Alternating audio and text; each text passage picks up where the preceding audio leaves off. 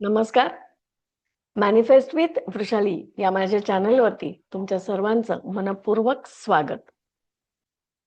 आपण EFTची एक सिरीज चालू केलेली आहे. तर आज आपण काय शिकणार आहोत किंवा कशावरती बोलणार आहोत ते आज आपण बघूया. आज आपण बघणार आहोत की EFT हे काम कसं करतं.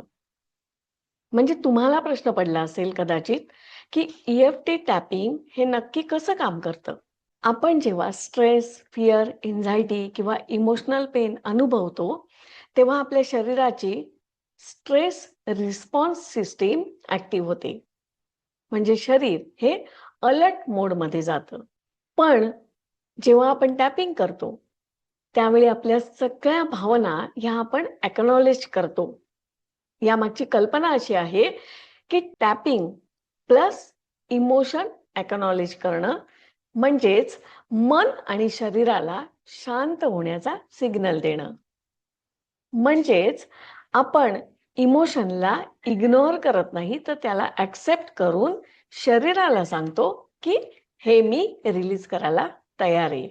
या EFT टॅपिंगमुळे स्ट्रेस हार्मोन्स जसं कॉर्टिसॉल हे कमी होण्यासाठी मदत होते आणि नर्वस सिस्टीम हे शांत होण्यासाठीही सपोर्ट मिळतो.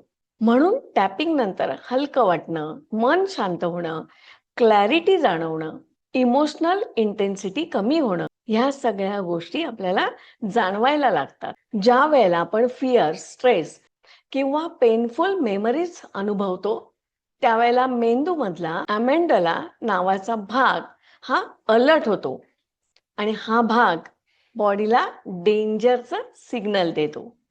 ज्या वेळेला आपण EFT करतो, आपल्या फिलिंगवरती आपण लक्ष ठेवून टॅपिंग करतो.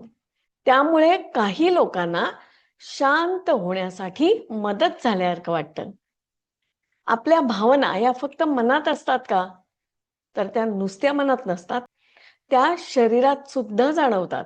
बघा ना, स्ट्रेस आला की छातीमध्ये जडपण येतं, पोटात गोळा येतो, घशामध्ये अडथळा वाटायला लागतो. आपण अनेकदा आपले इमोशन्स दाबतो.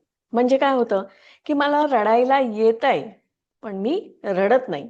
मी स्ट्रॉंग आहे हे मला दाखवून द्यायचं असतं. म्हणजेच जे काही मला त्रास आहे ते सगळे आपण इग्नोर करत असतो. याचाच अर्थ काय? तर आपण आपले इमोशन्स हे दाबून ठेवत असतो. EFT मध्ये काय करतो आपण? तर इमोशन्स हे सप्रेस करत नाही, तर ते ऍक्सेप्ट करतो. त्यामुळे काय होतं, तर इमिजिएट शिफ्ट जाणवतो. टॅपिंग हे बॉडीला शांत स्टेटमध्ये शिफ्ट होण्यासाठी सपोर्ट करतं. EFT मध्ये एक इंटरेस्टिंग गोष्ट आहे. आपण ज्या प्रॉब्लेममुळे अपसेट आहोत ते एक्नॉलेज करायची आणि त्याच वेळी बॉडीलाही शांत करण्याचा प्रयत्न करायचा.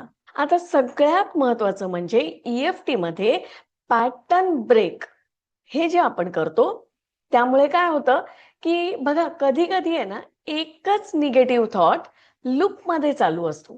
माझ्याकडून हे होणार नाही, मी इनफ नाहीये, हे मला जमणारच नाहीये, लोक काय म्हणतील, बरोबर?